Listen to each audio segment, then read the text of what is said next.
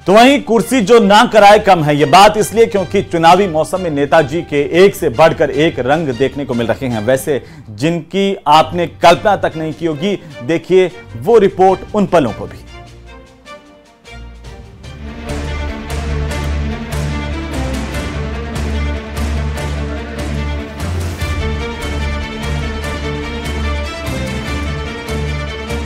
चुनावी मौसम की सबसे बड़ी खासियत यही है कि टीवी और अखबारों में नजर आने वाले और सार्वजनिक आयोजन में मंच से दहाड़ने वाले नामी गिरामी और कद्दावर चेहरे पब्लिक के बीच पहुंच जाते हैं।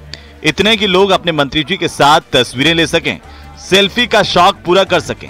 नेता जनता के संबंधों को पुख्ता करती ये तस्वीरें सूर्य नगरी जोधपुर से आई हैं। मांगणियार समुदाय ने केसरिया बालम पधारो हमारे देश गाकर केंद्रीय जल शक्ति मंत्री गजेंद्र सिंह शेखावत का स्वागत किया। स्वर लहरियों और फूलमालाओं से स्वागत ने शेखावत को अभिभूत कर दिया। इस दौरान शेखावत के कई प्रशंसकों ने उनके साथ सेल्फी ली।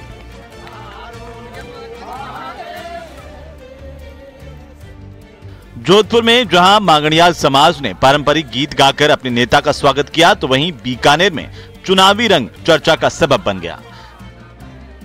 चुनाव के आपाधापी के बीच बीकानेर से चौथी बार लोकसभा का चुनाव लड़ रहे अर्जुन राम मेघवाल अपने साथियों के साथ पैरोडी गाकर मोदी सरकार की उपलब्धियों का जमकर बखान करते नजर आए।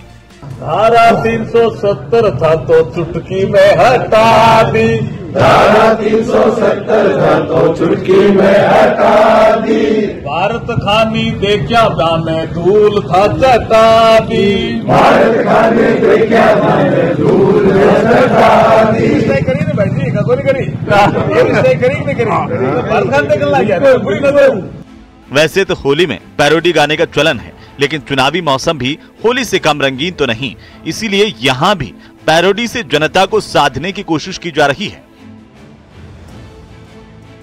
साथ भोजन करने से प्रेम बढ़ता है, एकजुटता मजबूत होती है और मौसम जब चुनावी हो तो एकजुटता की अहमियत और बढ़ जाती है। प्रदेश के उप मुख्यमंत्री दिया कुमारी जानती हैं कि नेताओं और कार्यकर्ताओं की एकजुटता से ही चुनाव में चमत्कारी नतीजे मिलते हैं। इसीलिए उदयपुर में आयोजित टिफिन बैठक में पहुंची और जायकेदार व्यंजन चखने के साथ ही चुनावी रणनीति पर अनौपचारिक चर्चा भी की।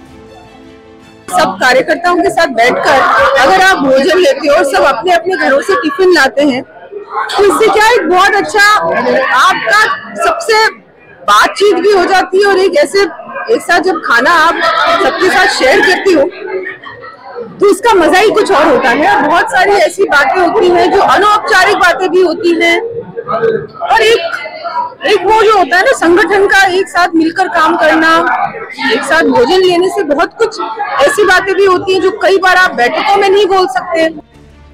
लोकतंत्र से पुरुषों और महिलाओं का ही नहीं, थर्ड जेंडर का भी है। ये हम नहीं कर रहे, तस्वीरें इस बात पर मोहर लगा रही हैं। शुक्रवार को कोटा में खास नामांकन देखने को मिला है। कोटा बूंदी संसदीय सीट से किन्नर समाज के प्रत्याशी काजल ने अपना नामांकन दाखिल किया और अच्छों को पटखनी देने का दावा किया है। आज लाइफ में पहली बार मेरे नामांकन में इतनी खुशी हो रही है कि किन्नर भी आगे बढ़ सकते हैं और मैं आगे संदेश देना चाहती हूँ कि किन्नरों को आगे बढ़ने का। चुनावी समर में जीत के लिए हर रणनीति अपनाई जा रही है, लेकिन रणनीति पर जीत की मोहर तभी लगेगी जब सत्ता की देवी की कृपा प्राप्त होगी।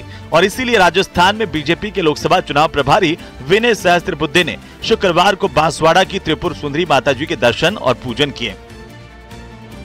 चुनावी समर में जीत की जुगत लगा रहे नेताओं के अजब अनोखे रंग देखने को मिल रहे हैं। जनता का आशीर्वाद पाना है तो उन तक पहुंचना है, उन जैसा नजर आना है और नेता इस बात को बखूबी जानते हैं। जो जितना जनता के साथ आत्मीय संबंध बनाएगा, जनता उस पर उतनी ही आशीर्वाद बरसाएगी। Bureau report, news 18 Rajasthan. तो वहीं खबर श्री गंगानगर से, जहां पर 19 अप्रैल को लोकसभा के चुनाव होने हैं। चुनाव के मद्देनजर खाद्य और नागरिक आपूर्ति मंत्री सुमित गोदारा श्री गंगानगर के दौरे पर हैं और सुमित गोदारा ने कहा कि प्रधानमंत्री नरेंद्र मोदी ने अपना वादा निभाते हुए पेट्रोल और डीजल के दाम कम किए हैं। वहीं देश विकास की राह पर अब आगे बढ़ रहा है। बीजेपी की प्रत्याशी प्रियंका बेलान के समर्थन में प्रचार प्रसार करने के लिए यहां पर गोदारा पहुंचे। इस दौरान हमारे संवाददाता ने उनसे खास बातचीत की। श्री गंगानगर लोकसभा क्षेत्र पहुंचे हैं खाद्य एवं नागरिक आपूर्ति मंत्री सुमित गोदारा जी। सुमित गोदारा जी, 19 अप्रैल को लोकसभा चुनाव होने जा रहा है। भाजपा की तरफ से प्रियंका बिलान चुनावी मैदान में है। किस तरह से आपकी कैंपेनिंग चल रही है और किस तरह से आप देख रहे हैं लोकसभा चुनावों को? देखिए, सबसे पहले तो मैं ये कहना चाहूँगा कि भारतीय जनता पार्टी हमेशा नवाचार करती रहती है और आप वो नवाचार आपने देखा होगा महिला को और युवा महिला को जो पार्टी में संगठन में जिन्होंने निरंतर काम किया, चाहे युवा मोर्चा में काम किया हो, चाहे मूल संगठन में प्रदेश मंत्री के दायित्व के नाते काम किया हो, तो ऐसे ऊर्जावान युवा महिला को लेकर महिला सशक्तिकरण और तो वहीं लोकसभा चुनावों को लेकर बीजेपी के आला नेताओं ने पूरी ताकत झोंक दी है। इसी के तहत भाजपा के वरिष्ठ नेता विजया राहटकर भीलवाड़ा पहुंची। विजया राहटकर ने न्यूज 18 से खास बातचीत करते हुए कहा कि राजस्थान में हैट्रिक लगने वाली है, प्रदेश के 25 की 25 सीटों पर कमल खिलेगा। तो वहीं गौरव वल्लभ के कांग्रेस छोड़ने के सवाल पर उन्होंने कहा कि कांग्रेस से सब लोग अब निराश हो रहे हैं। कांग्रेस ने कई साल देश में राज किया, लेकिन उन्होंने कभी जनता की सेवा नहीं की। राष्ट्रीय मंत्री विजय राहटकर जी भीलवाड़ा पहुंचे हैं। मुख्यमंत्री भजनलाल शर्मा ने आज दामोदर अग्रवाल के नामांकन में शिरकत की, जनसभा को संबोधित किया है। हमारे साथ विजय राहटकर जी, इनसे बात करते हैं। मैम, कहीं ना कहीं जनता को एक संदेश दिया गया है, भारी संख्या में लोग भी यहाँ पे थे, क्या मायने जाए इसके?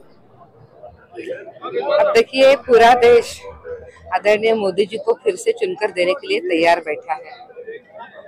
प्रधानमंत्री जी ने सभी के लिए बहुत काम किया है, जो काम बताया वो काम किया है और उसके बाद हम जनता के पास आ रहे हैं। तो जनता फिर से चाह रही है कि इस बार वो हैट्रिक बनाए, राजस्थान भी हैट्रिक करेगा। 25 के 25 कमल यहाँ पे खिलाकर माननीय प्रधानमंत्री जी को दिए जाएंगे। कहीं ना कहीं यहाँ पे नेता शामिल हो रहे हैं और कांग्रेस के बड़े नेता कांग्रेस को छोड़ रहे हैं। गौरव वल्लभ ने कांग्रेस छोड़ दिया आज। अब देखिए कि कांग्रेस से लोग अब बहुत निराश हो गए हैं। कांग्रेस ने अनेक साल यहाँ पे सत्ता हासिल कर ली, राज भी कर लिया। इसका उपयोग उन्होंने जनता की सेवा के लिए करना चाहिए था, पर जनता के लिए तो कभी उन्होंने कुछ नहीं किया है। इसीलिए कांग्रेस के नेता आज निराश हो गए हैं और बीजेपी के साथ वो आ रहे हैं। और दूसरी साइड ये भी है कि प्रधानमंत्री जो जिस तरीके से काम कर रहे हैं, इससे लोगों को विश्वास हो रहा है कि अगर इस देश का कोई भला कर सकता है तो वो केवल और केवल हमारे यशस्वी प्रधानमंत्री नरेंद्र मोदी जी ही कर सकते हैं। और इसी विश्वास के साथ लोग आज बीजेपी का दामन थाम रहे हैं। के साथ राहुल कौशिक, न्यूज 18 भीलवाड़ा। तो वहीं राजस्थान के सियासी रण को जीतने के लिए पीएम मोदी राजस्थान के ताबड़तोड़ दौरे कर रहे हैं। कल प्रधानमंत्री मोदी अजमेर के पुष्कर पहुंच रहे हैं और प्रधानमंत्री मोदी इस रैली से नागौर और अजमेर लोकसभा को साधेंगे। देखिए रिपोर्ट।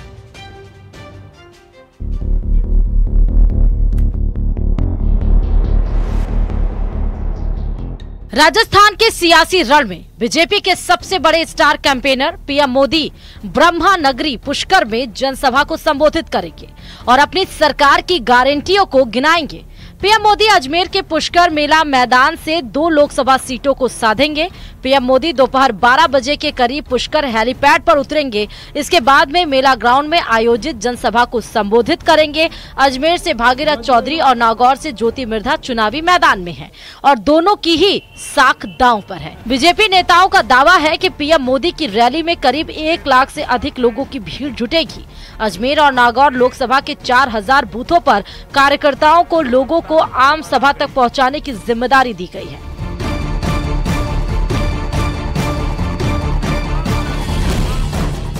लगभग 1 लाख लोग पार्टिसिपेट करने वाले हैं।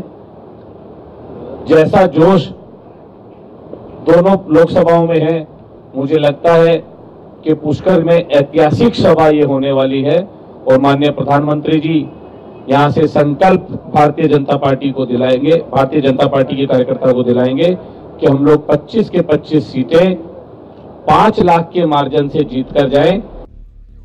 नागौर सीट पर इस बार कड़ा मुकाबला देखने को मिल सकता है, जहां एक तरफ कांग्रेस से बीजेपी में आई ज्योति मिर्धा को मैदान में उतारा है, तो वहीं इंडिया गठबंधन से आरएलपी से हनुमान बेनीवाल दूसरी बार किस्मत आजमा रहे हैं।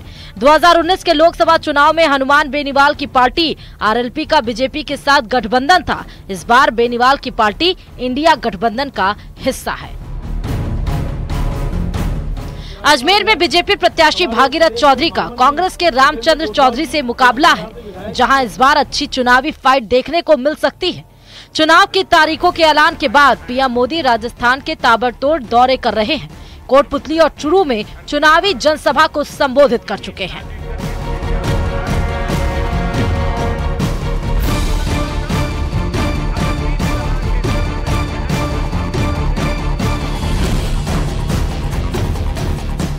खुशी की बात है हम कार्यकर्ताओं के लिए, क्योंकि जिस दिन भारतीय जनता पार्टी का हमारा 45वां स्थापना दिवस है, उसी दिन हमारे देश के यशस्वी प्रधानमंत्री हम सबका हौसला अफजाई करने तीर्थराज पुष्कर की धरा पे पधारे हैं।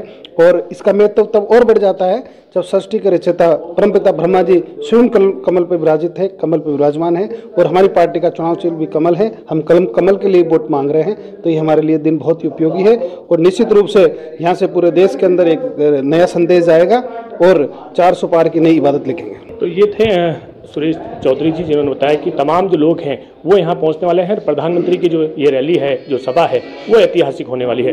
कैमरा पर्सन कौशल सेन के साथ अशोक सिंह, न्यूज़ 18 अजमेर।